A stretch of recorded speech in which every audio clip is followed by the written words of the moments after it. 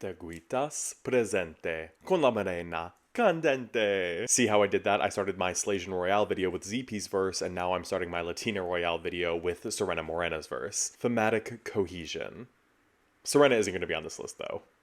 Anyways. Hi, my name is Matthew, and you might know me as BeLikeBoy on TikTok, BeLikeBoy on Blue Sky, it's BeLikeBoy on Twitter, BeLike_Matt_ on Instagram, or you might not know me at all. And for those of you who don't, I'm a content creator that talks all things World of Wonder and Drag Race, especially that of Drag Race outside of the US. And today, for my 25th video ever, you know I had to talk about it.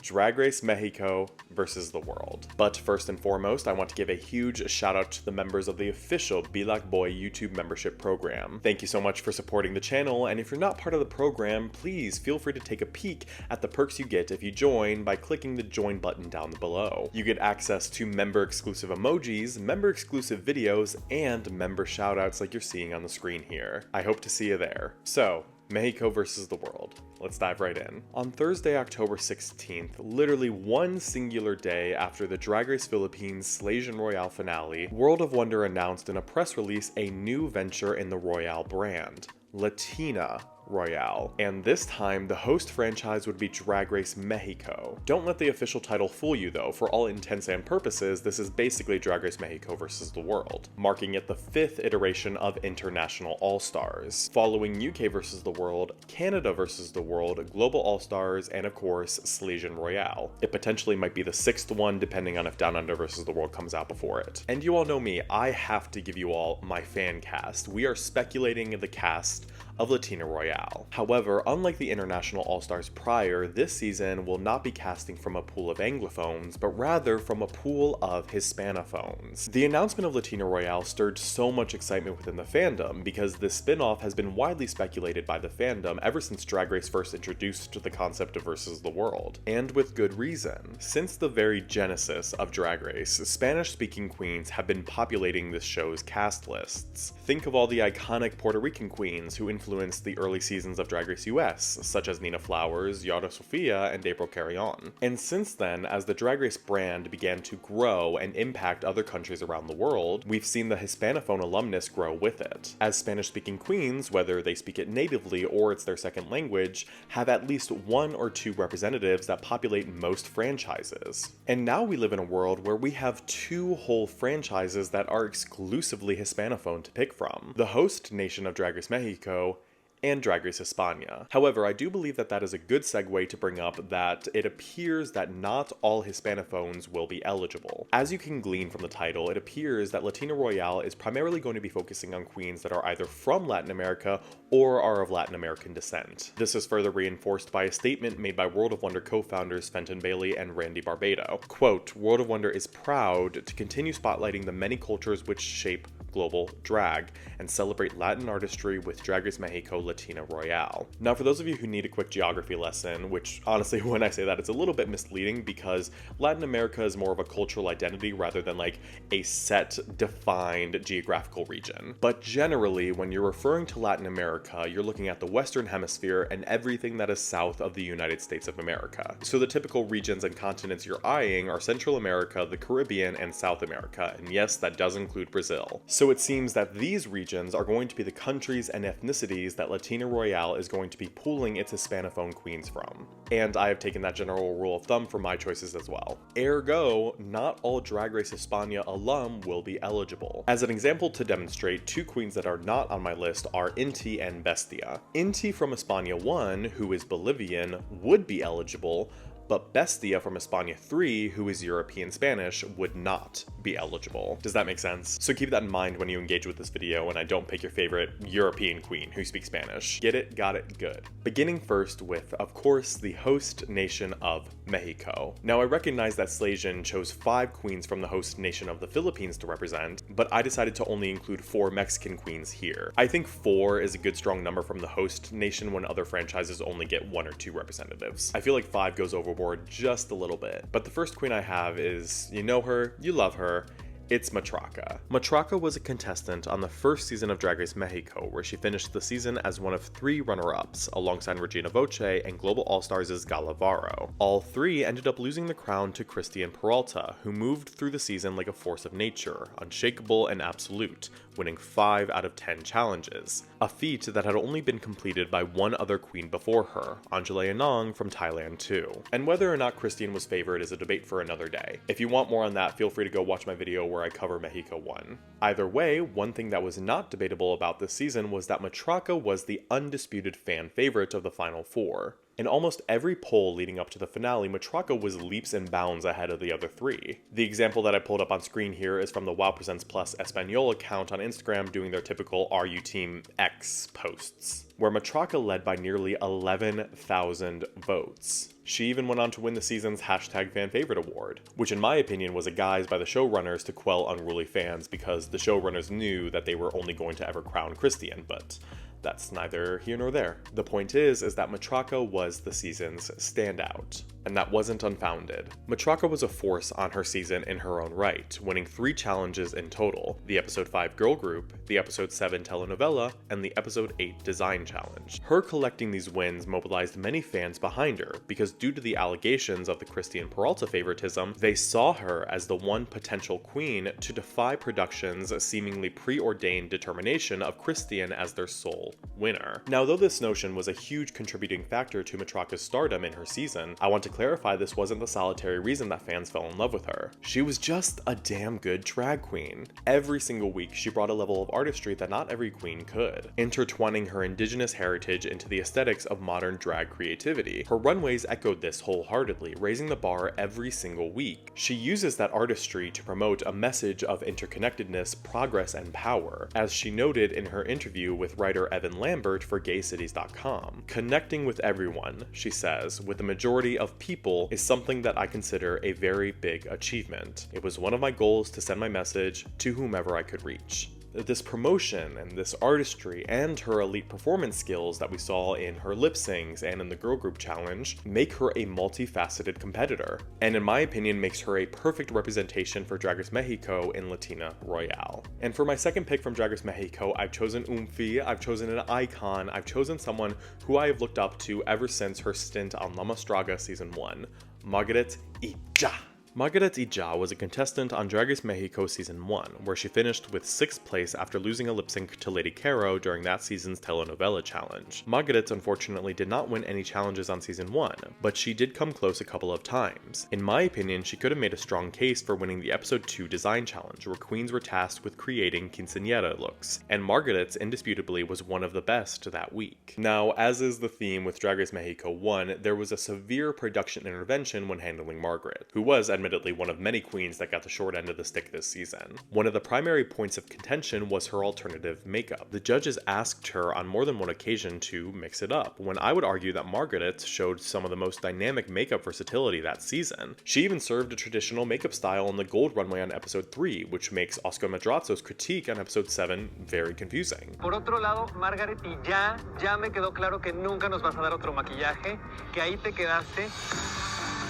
And I promise that this video is not just going to be me listing my grievances for Drag Race Mexico Season 1, because I think that Margaret would just be a perfect choice for Latina Royale. I mean, granted, every single time a new season of Versus the World is announced, I choose Margaret to be part of its cast because, you know, can you blame me? Margaret is such a creative mind that I think it would be silly not to include her. Her drag style is a bold and dynamic pop glam with over-the-top brows, flamboyant patterns around her eyes, pastel tones, the whole 9 yards. Not to mention, she brings a level of visibility as a trans drag performer in Mexican mainstream media, symbolizing a progressing drag scene in Mexico and Latin America as a whole. And with Drag Race Mexico's production having clearly been reworked, which we could discern after seeing the improvements with Season 2, I'm sure that the showrunners would be more than happy to welcome her back for Latina Royale, and give her her proper dues. And if she's not on Latina Royale, expect to see her on my Canada vs. the World 3 cast list. Okay, and so for my third pick from Drag Race Mexico, we are moving up to Season 2, where I have chosen another finalist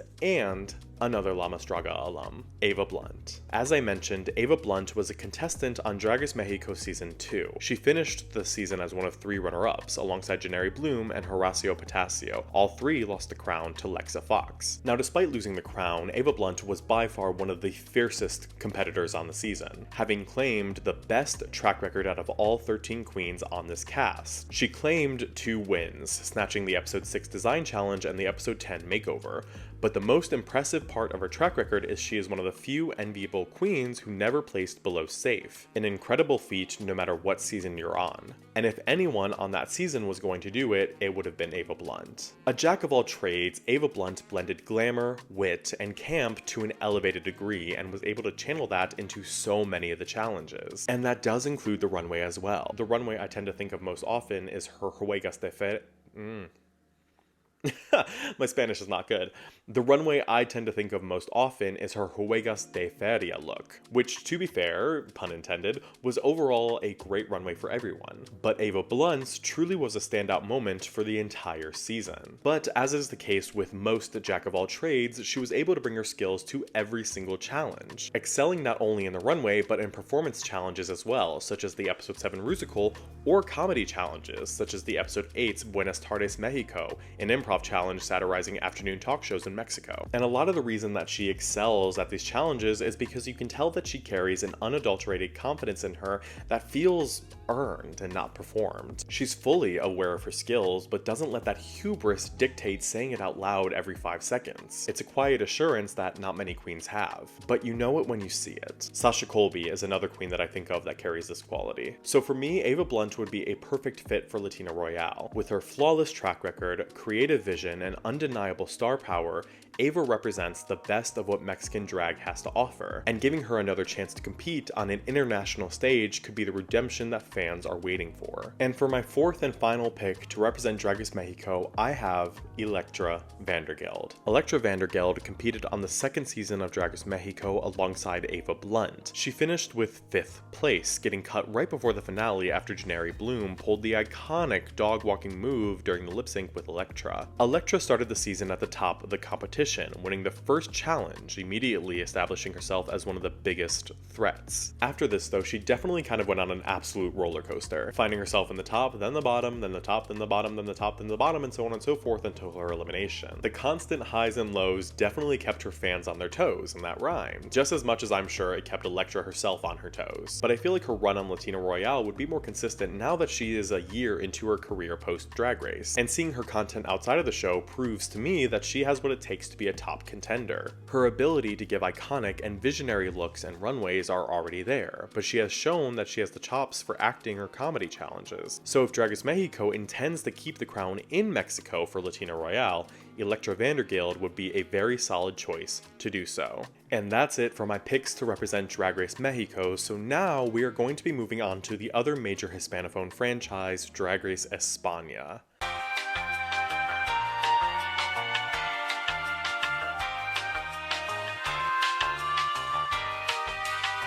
Now, as you might have guessed, there are quite a few queens from this franchise that have roots in Latin America, and I have picked one of its most famous, Clover Bish. Clover Bish is a Spanish Afro-Cuban queen who competed on the 3rd season of Drag Race España. She was Drag Race España's first cisgendered woman to compete on the franchise, and she was the RuPaul Cinematic Universe's 2nd cisgendered woman to compete after Drag Race UK's Victoria Scone. Clover finished her season with 5th place and no challenge wins, but definitely deserved at least 3. You see, for those of you who don't know, and if you're an avid watcher of my channel, I don't know how you couldn't know, Drag Race España Season 3 is one of the most rigged seasons of Drag Race ever, and one of the biggest victims of its overproduction was Clover. I won't get into it too deeply, but if you want more information, feel free to watch my video where I cover that season, but it can basically be summed up in that the producers were so tunnel visioned by their one goal of having Petita as their winner that they made sure she had virtually no competition by the finale, even if they had to jerry-rig the season to do so. Clover's mistreatment was a byproduct of that, with many fans agreeing if the season was judged fairly, she could have been a finalist with at least 3 challenge wins, as I mentioned earlier. And that is not a misplaced interpretation, because Clover Bish is a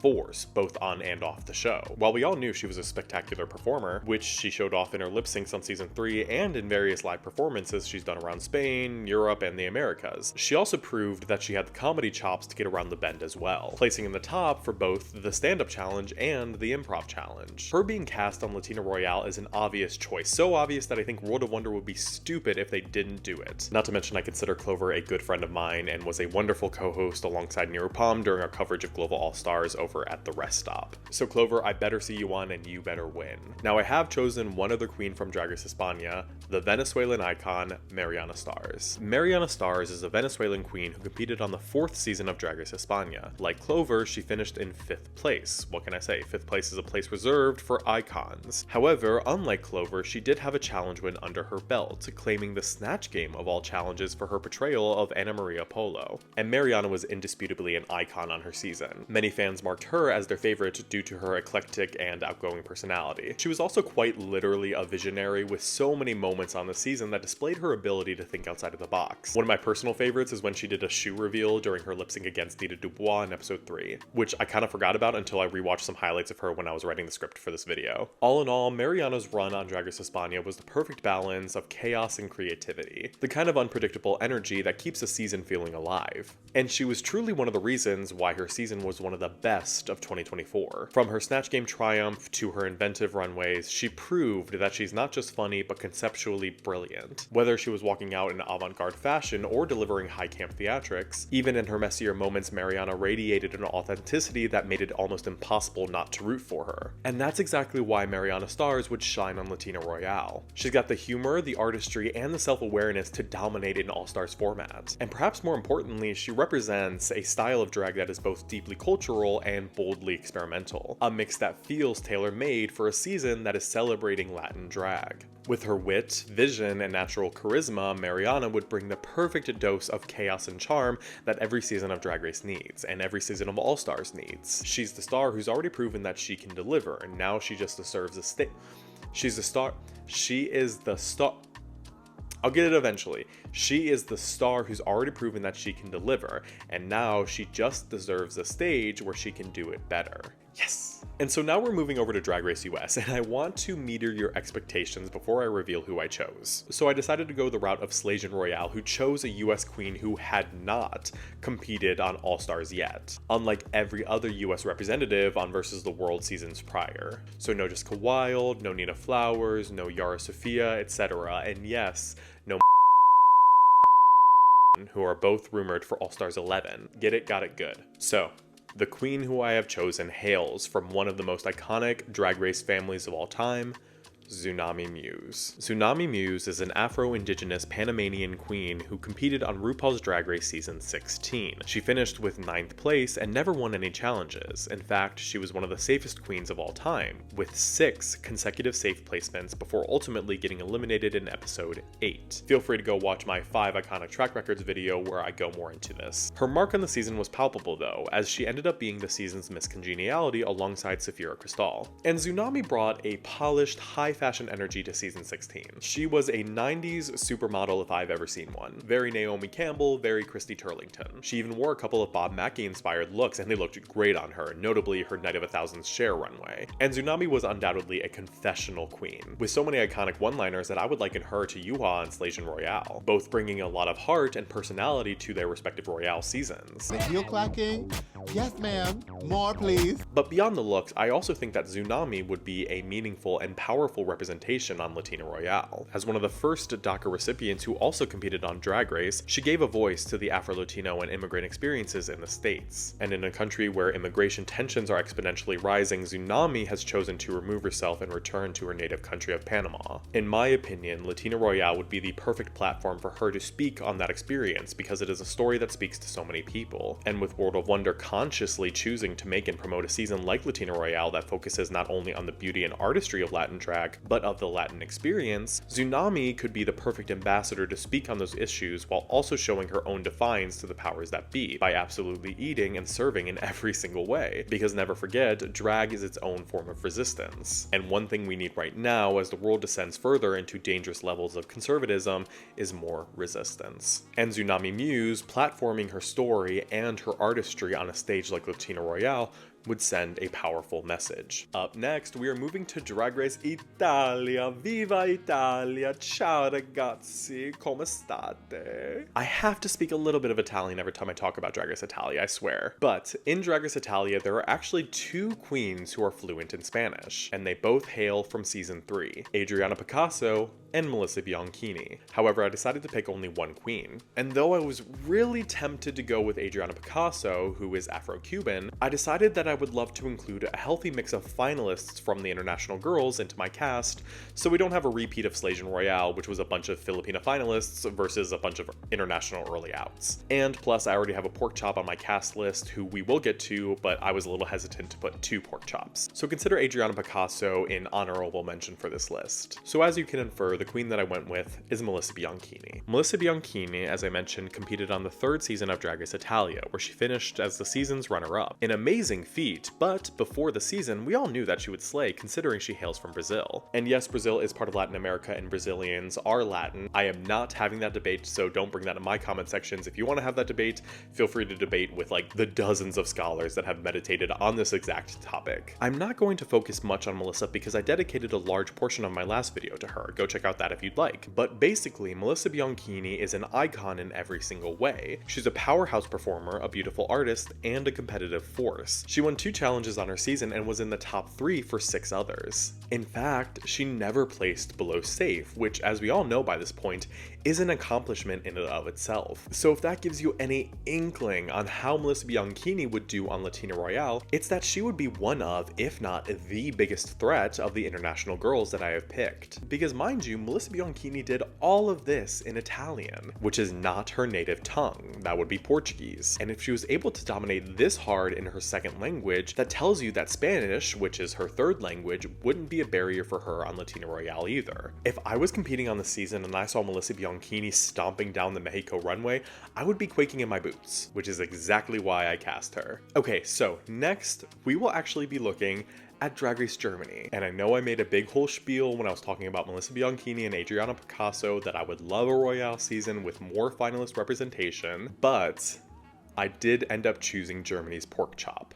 Barbie Q. Barbie Q hails from Bolivia, where she spent much of her young life, making her a native Hispanophone and Latina. At the time of filming Drag Race Germany, she resided in Munich. As I mentioned, Barbie Q was the season's pork chop after losing the lip sync against Victoria Shakespeare's in episode 2. But I strongly believe that she could have made it so much further, because she had a story and a perspective that many of her fellow competitors didn't have. Not to say that they didn't have their own perspective, but not the way that Barbie had. And if you watch her work and hear her speak, you can see the potential. Visually, she was stunning. Her premiere runway still lives rent-free in my head, and it justly put her in the top 3 that week. But beyond that, you could really see that she was a reflective and introspective person, and she took those meditations often and implemented them into every aspect of her drag. For example, her discussion with Kelly Hilton and Victoria Shakespeare's, 2 Brazilian queens on Drag Race Germany, resonated with me in particular. They contemplated on what it meant to grow up queer in Latin America, and Barbie herself discussed how, as a child in Bolivia, she would have loved to see someone like herself, hair, nails, makeup and all, in all her liberated queer glory. And that's the introspection that she takes with her into her drag, because her drag truly is fun and exciting, but it's also thoughtful and calculated. And I think it could have taken her all the way to at least top 6. And the circumstances in which she went home truly was what I would call a hiccup, a simple blip in her record because she cracked a little bit under the pressure and fell victim to her own nerves during the design challenge. But knowing her work and knowing her drag, it felt less like a lack of talent, but rather a perfect storm of bad timing and nerves. So all of that to say, I think if given a new chance in an environment of other Latin American queens, Barbie Q could truly be a force on Latina Royale. And if she's a double pork chop, then I'll just eat my words. Although, given if a certain Drag Race curse is real, my next choice might be the pork chop. For those of you who aren't aware, there's a certain curse going around with Drag Race Belgique, which is the franchise that my next pick hails from. Pretty much every time that a queen from Drag Race Belgique returns to a Versus the World or a Global All-Stars, they end up going home first. Athena Leakey's on Global All-Stars and Madame Yoko on Slaysian Royale. And I pray to Mama Ru herself that this curse doesn't befall my next queen, because I live for her in so many ways. But I don't think it would be the case because she is so talented in her own right. We of course have Gabbana. Gabbana is a Spanish-Argentine queen who competed on the 2nd season of Drag Race Belgique. And yes, she was born in northern Spain, but she has heritage in Argentina, so yes, she is eligible for this list as a Latin American queen. Gabbana never won any challenges, but she did make it all the way to the finale, where she was cut at 3rd/4th place alongside Lulu Velvet. Now, transparently, one of the things that Gabbana is most remembered for, and one of my favorite Drag Race moments of all time, her and another queen named Star were caught in 4K going through the judges' notes while the judges were away from the desk. This led to a relatively light dressing down on the main stage where Rita Baga issued a warning to the two of them, but it's still one of the funniest Drag Race moments because to this day I still don't really know what motivated them to do this, and also the fact that it really could have been like one of Drag Race's like biggest moments. Like this could have been like they could have treated this like a Holland 2 cell phone moment, but really nothing ever came of it, and so I feel like that was just a very ironically funny thing about it. But either way, I'll be curious to see if she goes through Lolita Banana's notes as well. Kidding. Joking aside though, I think that Cabana would be a welcome addition to Latina Royale as well, because Drag Race Belgique is one of the most overlooked franchises. In one of my TikToks recently, I ranked it as one of the 3 least successful non-English franchises of Drag Race, so I'm always going to advocate for them to get as much representation as possible on Global All-Stars, on Versus the World, on Royales, etc. And I think that Cabana herself would be such a great representation for the franchise. Her drag is stunningly polished, and every time she hit the runway, it looked like she stepped out of an editorial spread. She's the rare mix of beauty and mischief, and the kind of queen that thrives in an environment like Drag Race, and perhaps especially so on Latina Royale. The judges would just have to keep their notes under lock and key. Kidding. And now for my 11th pick, I am moving over to Canada's Drag Race, and listen.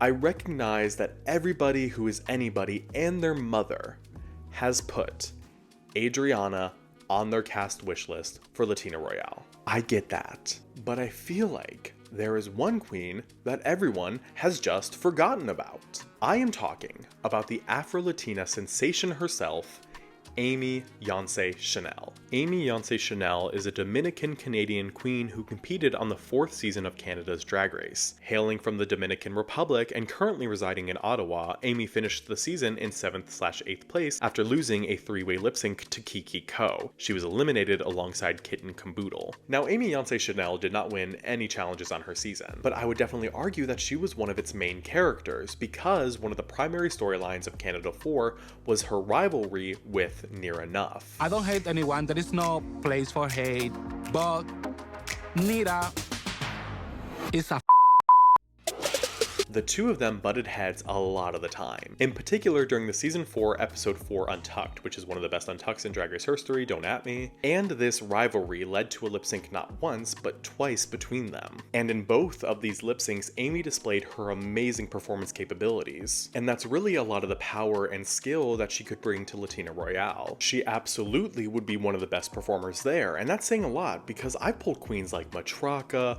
and Melissa Bianchini and Clover Bish for my cast list. But I truly believe that Amy would be able to go toe-to-toe with any of those queens in a lip sync, or a girl group, or a choreography challenge. And in an environment where she can compete in her native tongue of Spanish, she could really prove herself as one of the season's fiercest threats. So in your own Latina Royale cast wish list, think about adding a Beyonce Chanel, because she deserves it. So now we are moving on to my 12th and final pick for Latina Royale. And I decided to save this queen for last because I wanted to pick at least one girl who was on Drag Race before the year of 2023, but we are picking the OG Brazilian Drag Race icon, Miss Abby Oh My God. Miss Abby Oh My God competed on the very first season of Drag Race Holland in 2020. She finished the season as a finalist, but was cut at 3rd/4th place alongside Mama Queen. The top 2 of the season ended up being Envy Peru and Janie Jacquet. Now, Miss Abby Oh My God did not claim any challenge wins on Holland 1, though she came close during the episode 6 makeover, but she definitely claimed the title of Lip Sync Assassin, surviving not 1,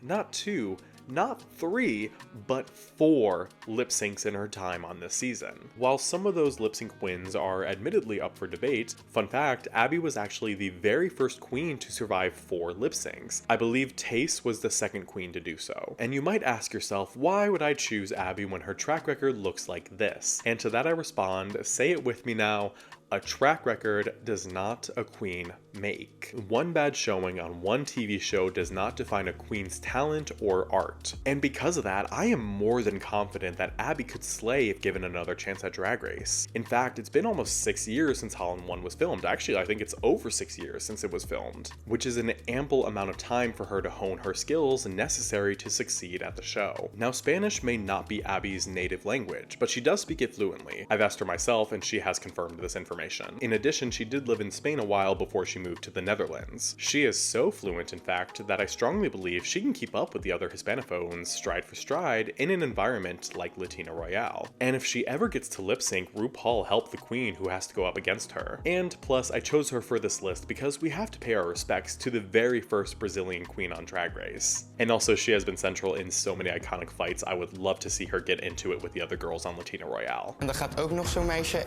in een stro-outfit tegen mij. And that is it. That is my list of 12 queens who I would cast on Drag Race Mexico Latina Royale. If I had to pick my top 4 from this list, I think I would pick Clover Bish, Margaret Ija, Melissa Bianchini, and honestly, Barbecue. Please let me know down below your thoughts on this cast list. Who would be your top 4? And if you don't agree with all my choices, feel free to let me know who you would pick instead. And while you're down there in the comments, consider subscribing to the channel to get more Drag Race related content. I appreciate your viewership and anything helps. On that note, a special shout out once again to the members of the Be Like Boy YouTube membership program, all of whom enjoy luxury benefits of the channel. Thank you all for your individual support. I hope you all enjoyed this video, and if you didn't, please just remember that I am only a gay person talking on the internet.